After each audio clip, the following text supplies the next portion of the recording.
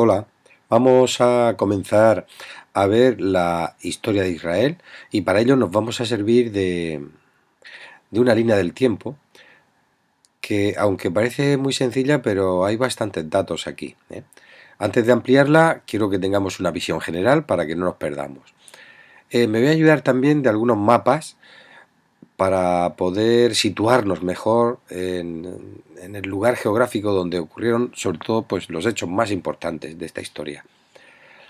Para ver esta línea del tiempo hay que ir, como es lógico, de izquierda a derecha y hay que tener en cuenta que vamos a ir desde Abraham hasta el nacimiento de Jesús. Por lo tanto, los años que figuran aquí en la parte inferior son antes de Cristo, ¿eh? Por lo tanto, van disminuyendo hacia la derecha, ¿eh? No nos perdamos ahí. Arriba tenemos los grandes imperios mm, que o bien van a someter al pueblo de Israel en algún momento determinado de su historia, o bien van a invadir los territorios que ya ocupa este pueblo, Israel. Entonces van a ser imperios que se van a ir sucediendo. Es un lugar bastante, digamos, estratégico el que ocupó y sigue ocupando actualmente el pueblo de Israel. En esta línea amarilla nos vamos a servir para ir explicando los acontecimientos más importantes y también los personajes más importantes que van a surgir a lo largo de estos casi 2000 años de historia de Israel. Hemos dividido esta historia para, en fin, situarnos un poquito mejor a lo largo de estos 2000 años, pues en diferentes etapas. Aquí abajo aparece el nombre de la etapa, ¿no? De cada. Y ya, como he dicho anteriormente, en la última línea, los años donde comienza y acaba la etapa. Bien, pues vamos a ampliar un poco más esto para verlo mejor. Vale, un poquito menos. Aquí. Comenzamos por el principio. Bien, la primera etapa, como podemos apreciar, es la etapa de los patriarcas. Patriarca, pues significan los antiguos padres. Patri, padre, arca de antiguo, antiguos padres de Israel. Digamos los fundadores, por decirlo de alguna manera, de lo que va a ser el pueblo de Israel. Se puede decir que empieza esta etapa en el año 2000 a.C. y que, bueno, pues podemos decir que acaba en torno al 1700-1600 a.C. Es una etapa bastante larga. El primer patriarca es Abraham y él parte de un pueblo de Caldea llamado Ur. Vemos dónde está situado Ur y la trayectoria que va a seguir Abraham en su recorrido hacia esa tierra que Dios le promete. Ur está cerca del río Tigris y él va a salir de aquí con toda su familia, sus esclavos, su ganado, y va a seguir pues el curso del río, como es lógico, donde hay pastos para el ganado, y al final pues morirá en Canaán, la tierra prometida. Va a hacer algún viaje hacia Egipto y volverá para, bueno, morir ahí. Seguimos con Abraham. Abraham, a pesar de que ya es muy mayor y su mujer también, había sido un matrimonio estéril, sin hijos, Dios le promete no solamente la tierra, sino que además le promete descendencia y una descendencia muy numerosa. Eso al principio pues no se lo creen, pero bueno, pues oye, con el tiempo llega su hijo Isaac. Él va a tener un hermano mayor, de padre Abraham, y la madre será pues una esclava de Abraham, el hijo se llama Ismael, pero el patriarcado va a recaer sobre el menor de los dos hijos, que es Isaac, entre otras cosas por ser el hijo de Sara, de la mujer, vamos a llamarle así, oficial de Abraham. Isaac, a su vez, va a tener dos hijos. El mayor se llama Esaú y el más pequeño se llama Jacob. Y por, en fin, circunstancias de la historia familiar, el que quiera informarse más, pues que lea la Biblia. El patriarcado va a caer sobre, o a recaer sobre el más pequeño de nuevo, en cierto modo la Biblia nos está diciendo que Dios prefiere a los más pequeños, no a los mayores, a los más grandes.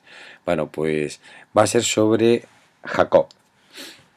Jacob va realmente a ser el patriarca, aunque es el tercero en la línea cronológica, pero va a ser el gran patriarca, el que va a dar lugar incluso al nombre del pueblo de Israel, porque Jacob tiene un segundo nombre, que es Israel, que significa Dios es mi fuerza. Y este Jacob va a tener 12 hijos, y esos 12 hijos darán, el nombre de esos 12 hijos darán lugar al nombre de las 12 tribus de Israel, que son las que después van a formar el pueblo de Israel. Bueno, están ya Jacob y su familia en, en la zona de Canaán, con sus ganados, siguen siendo pastores, y de estos 12 hijos hay una predilección especial de Jacob por por el penúltimo, que es José. Sus hermanos le tienen bastante envidia, sobre todo los hermanos mayores, y bueno, pues deciden venderlo a unos traficantes de esclavos que iban hacia Egipto. Y bueno, a su padre le dicen que ha muerto, etcétera, etcétera. El padre pues se pone muy triste, Jacob. La cuestión es que de una manera o de otra José va a parar a Egipto. Y allí pues dice la leyenda que se hace amigo del faraón al adivinarle unos sueños, etcétera, etcétera. Por una sequía que acontece en la zona donde estaban los pastos en Canaán, la zona donde estaba Jacob con su familia, pues tienen que emigrar hacia Egipto, y es donde se van a encontrar con José, el hijo que había sido vendido como esclavo y que ahora ocupaba una alta posición en la corte del faraón. Van en ese reencuentro, pues los hermanos, como saben que han hecho mal, pues en cierto modo pues están bastante temerosos de que José tome la revancha, pero no, José los perdona y entonces pues se quedan todos muy a gustito, todos los familiares. Bueno, en estas Jacob también descubre que José no ha muerto y se alegra un montón y quedan todos contentos y felices, muy amigos del faraón. Estamos por allá por el año 1600 y estamos en Egipto. En este mapa podemos contemplar estos viajes de Jacob y de sus hijos. ¿Lo veis? Aquí. Estaban en Canaán al principio, allí es donde venden a José y al final terminan todos en Egipto. Pero como todo lo bueno se acaba, pues mira, pasaron varias generaciones, comenta la Biblia, y entonces ya los nuevos faraones, el nuevo faraón, después de unos 100, 150 años, pues ya no se acordaba de aquellas buenas relaciones que tuvieron sus antepasados con un tal José, etcétera. Lo único que se da cuenta es de que el pueblo de Israel es un pueblo que se está creciendo demasiado y es un pueblo que no es egipcio, es, vamos a llamarle así, de inmigrantes, y que esos pueden ser peligrosos, sobre todo si se alían con los enemigos que están en las bueno, intentando apoderarse de este imperio de Egipto. Hay varios potencias, digamos, extranjeras, ¿no? Con sus ejércitos en las fronteras que, bueno, la cuestión es que por circunstancias este faraón dice que a este pueblo hay que controlarlo un poco más y la forma de controlarlo es haciéndolo esclavo. Hay un periodo de esclavitud bastante amplio, de unos 200, 300 años aproximadamente, y ya nos situamos por allá por el año 1300 antes de Cristo, en donde, bueno, pues hay una norma, una ley que saca el faraón que a todo primogénito varón de las familias del pueblo de Israel, pues hay que matarlo, para que no se sigan procreando tan rápidamente. En- bueno, pues en esas es cuando nace Moisés. Moisés, su madre, pues se niega a matarlo, y lo que hace es por lo que hacían muchas israelitas de aquel momento, envolverlo en unos trapos y poner una canastilla y al río Nilo, a ver si había suerte y alguien se apiadaba de él. Pues esta vez Moisés tuvo suerte, porque la hija del faraón lo ve y dice la Biblia en fin, que lo adopta, y Moisés llega a ser un gran jefe dentro del pueblo de Egipto. Pero por alguna circunstancia, parece ser de enfrentamiento con algún guardia egipto que estaba golpeando a un esclavo israelita, se enfrenta con él, lo mata, y bueno, pues tiene que salir huyendo. Es entonces un asesino, y bueno, empiezan a surgir pues todos esos antepasados, toda esa historia que él era, que tenía detrás, de que no era egipcio, sino que era adoptado, etcétera, etcétera. La cuestión es que tiene que ir al desierto, y allí es donde, bueno, pues a través de, dicen, no, la Biblia, que a través de una zarza ardiendo, Dios se le manifiesta, y ya por primera vez aparece el nombre de Yahvé como nombre de Dios en la Biblia. Le dice que tiene que liberar al pueblo de la esclavitud el pueblo de Israel de la esclavitud de Egipto.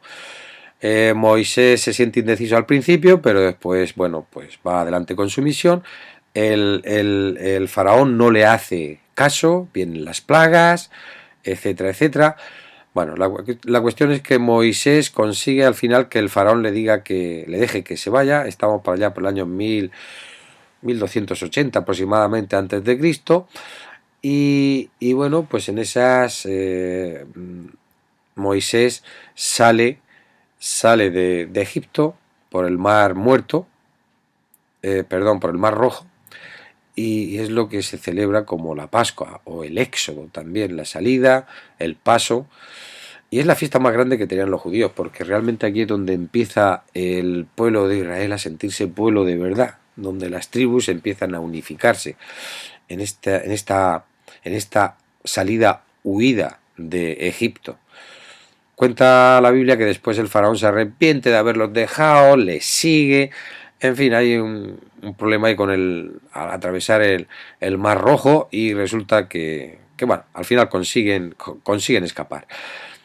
Esta etapa del Éxodo, pues parte de ella, después de la salida de, de Egipto, transcurre unos 40 años en el desierto, el pueblo está en el desierto, y bueno, Moisés ahí va a ser el líder nato, se va a renovar la alianza con Dios a través de las famosas tablas de la ley, de los 10 mandamientos, la alianza en el Sinaí, en el monte Sinaí. Y el pueblo, bueno, pues después de un tira y afloja, pues lo aceptan plenamente, porque bueno, al principio le costaba un poco, si quejaban de que si estaba en el desierto, había muchos problemas, que estaban mejor, aunque fuese como esclavos, pero estaban mejor, comían mejor en Egipto, vamos, que querían volver a la esclavitud, algunos de ellos, y hay ciertos problemas que, pues parece ser que causan ciertos conflictos, pero bueno, la cuestión es que siguen adelante por el desierto. Y durante 40 años es una etapa dura, pero muy fructífera, porque el pueblo madura, el pueblo se hace incluso más fiel a Dios, y llegan a la tierra de Canaán. Podemos ver la trayectoria que se cree que siguió Moisés. Aquí está el Mar Rojo, ¿veis el Mar Rojo? Se mete por aquí. Y cruzaron, y bordeando siguieron esta trayectoria. Fueron unos 40 años, no es todo seguido, a veces volvían hacia atrás, en fin, sus problemas. La cuestión es que podían haber llegado antes aquí, a esta tierra prometida. Lo que ocurre es que, en fin, dice que por temor a la gente que ahí habitaba, no se atrevían Bueno, la cuestión es que por circunstancias se tiran 40 años por estos desiertos, ¿eh? Y al final es cuando Moisés va a llegar aquí, ¿eh?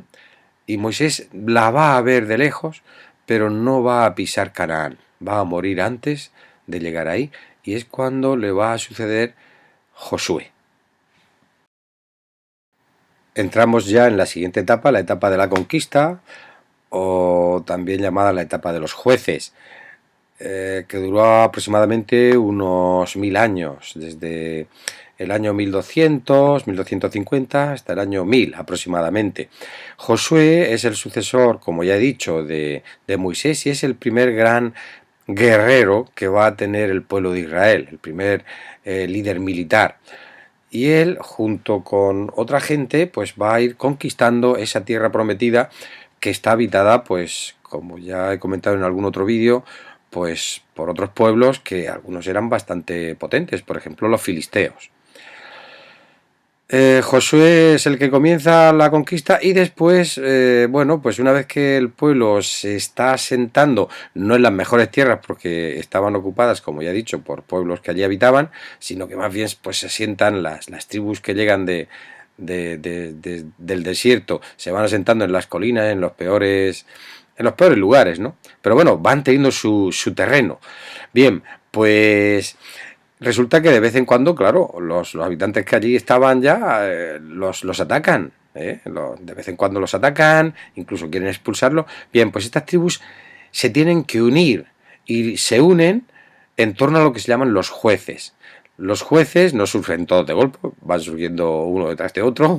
Por ejemplo, pues Débora, que era una juez, o Sansón, Gedeón, etcétera, no son realmente gente que va a juzgar, no son los jueces como nosotros entendemos aquí en el tema de aplicación de leyes, no.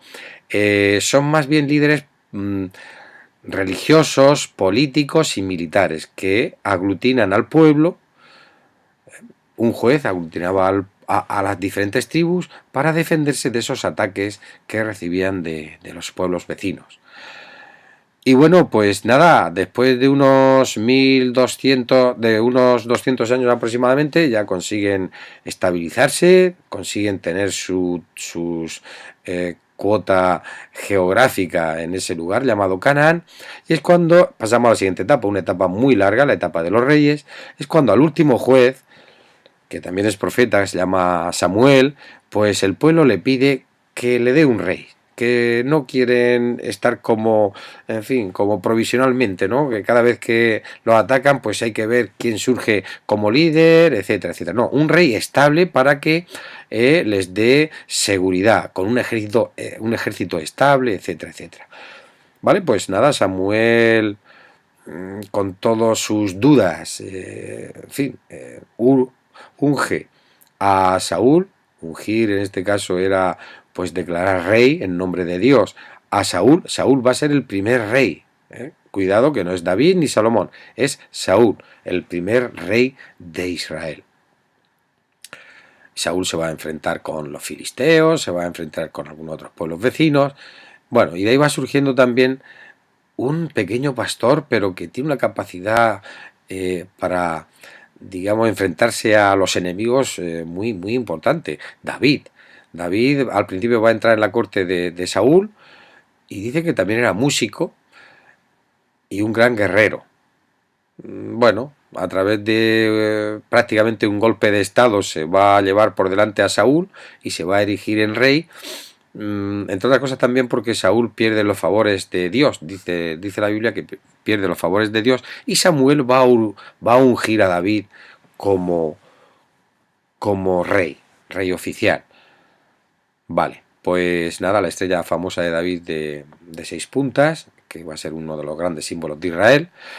Seguimos, David es el gran rey de Israel, el rey con mayúsculas, es el que va a hacer el imperio más grande, unifica a todas las tribus, prácticamente echa fuera a los pueblos que antes habitaban esas tierras, y en ese periodo de esplendor van a nacer varios de sus hijos, entre ellos Salomón. Salomón no es el mayor de los hijos, pero sí es el que va a heredar el trono de David.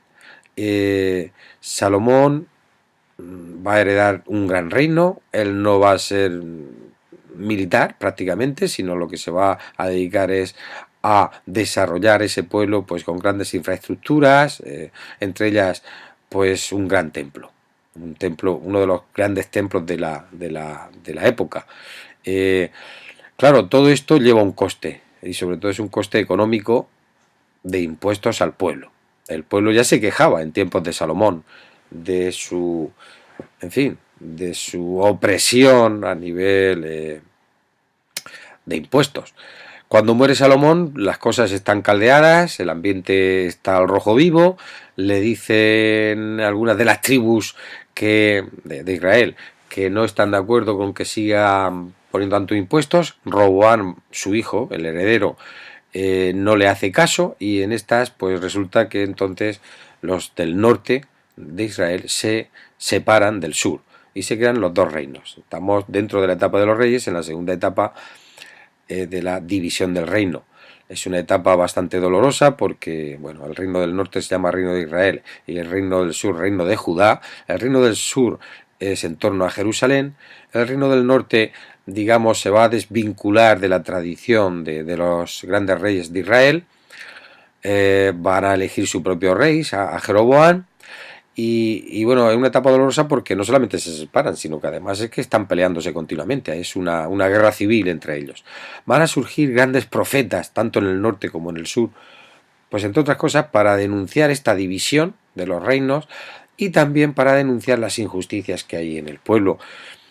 Hay una minoría rica que está oprimiendo a la minoría pobre, hay una corte en torno a los reyes, tanto del norte como del sur, que se está aprovechando del pueblo pobre y desvalido, y los profetas son los portavoces de Dios, ¿no? Los portavoces de Dios diciendo que se ha roto la alianza con Él, esa alianza que se firmó con los 10 mandamientos, se con Moisés, etcétera, y entonces, bueno, ellos dicen que los males que le puedan venir al pueblo y que está sufriendo el pueblo es a causa de romper esa alianza. Hay que volver a Dios, hay que volver otra vez a la justicia, hay que volver al derecho. Hay profetas muy interesantes y que sería muy bueno leerlos, incluso en la época esta que estamos, que nos darían mucha luz sobre también las injusticias que se viven actualmente. Bueno, seguimos. Entre estas peleas que tienen ellos del norte contra el sur, pues por allá por el año 750, 60 a.C. surge una gran potencia en el norte que es Asiria. Asiria va a venir por el norte y el primer reino que se encuentra es el reino de Israel y se lo va a cargar, lo va a destruir y va a exiliar, lo va a desterrar a los grandes dirigentes de este reino. No consigue Asiria destruir el reino del sur, eso lo va a hacer después Babilonia, que es la otra gran potencia que está surgiendo y que va a venir también por el norte, noreste, perdón, y se va a ir, Babilonia, digo, acaba con Asiria y va a invadir también el reino del sur, reino de Judá, y ahí, bueno, se le resisten, no quieren pagar impuestos, en fin, hay problemas bastante graves y ya pues los babilonios dicen, oye, esto hay que destruirlo y se cargan el templo, se cargan a Jerusalén y también destierran esta vez a Babilonia a los grandes dirigentes de Israel. Con esto comenzaría la etapa del destierro.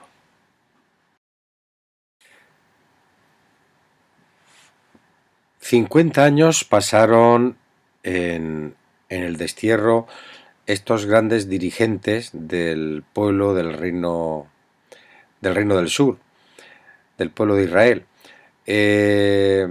Bien, 50 años porque resulta que surge una nueva potencia, más al este aún que Babilonia, que es Persia. Persia se apodera de todo el imperio babilónico y Persia cuando llegó a Babilonia se encuentra que allí tiene a un montón de pueblos que han sido esclavizados por los babilonios. Y los deja libres con la condición de que ellos sigan pagando los impuestos a este caso a Persia, al imperio persa, pero pueden volver a sus tierras. Y es lo que hacen muchos de los de los israelitas que había en ese pueblo, perdón, en Babilonia, pues vuelven otra vez a Jerusalén, a la tierra de Canaán.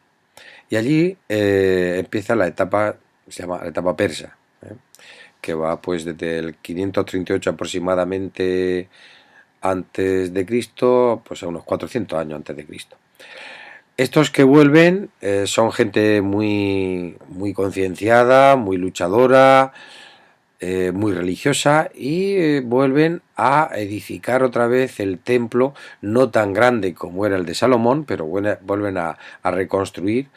Esta etapa persa también se llama precisamente de los restauradores o reconstructores, porque por esto que estoy comentando, ¿no? Por lo de la reconstrucción del templo y también de las murallas de Jerusalén. En fin, no todos son rosas aquí, sino que también hay conflictos ahí entre ellos, entre los propios judíos, entre los propios israelitas. Y bueno, en esta época van a surgir dos personajes muy importantes, que es Esdras y Nehemías. Esdras como sacerdote y como persona que va a unificar, digamos, todos los escritos sagrados de Israel, por lo menos todos los escritos que había hasta entonces. De hecho, deja a la Biblia, al Antiguo Testamento, pues prácticamente como lo conocemos actualmente, salvo algunos libros que se añadieron después. Y Nehemías va a ser el gran político que va a llevar a cabo importantes reformas. Pues ambos, dirigente político y dirigente religioso, digamos, guían este periodo de reconstrucción, de restauración. Que es un periodo más o menos tranquilo dentro de lo que cabe. Están, digamos, ocupados por una potencia extranjera como es Persia, pero Persia no le da demasiados quebraderos de cabeza. En estas, Grecia es un imperio que está surgiendo por el oeste, viene de la parte europea, y se va a apoderar pues de prácticamente gran parte del imperio persa, y en fin, va a montar otro gran imperio, Grecia, sobre todo pues Alejandro Magno, que es el que va a llevar a cabo pues una campaña, digamos, vamos, con una rapidez de conquistas tremenda. Él muere muy joven y ya había conquistado todo un imperio. La cuestión es que mientras Alejandro Magno pues está vivo y el imperio está compacto, pues la parte donde se encuentra Canaán, donde se encuentra Jerusalén, pues no hay problemas. Ahora Alejandro Magno muere y el imperio se divide entre tres de sus generales, y al principio tampoco hay problemas, pero después sí van a haber problemas con los griegos.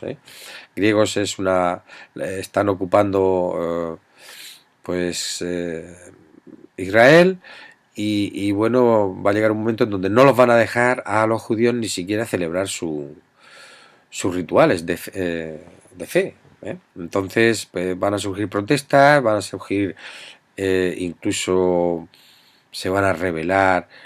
La familia de Judas Macabeo, sus hermanos, su padre, se van a rebelar contra el imperio dominante griego.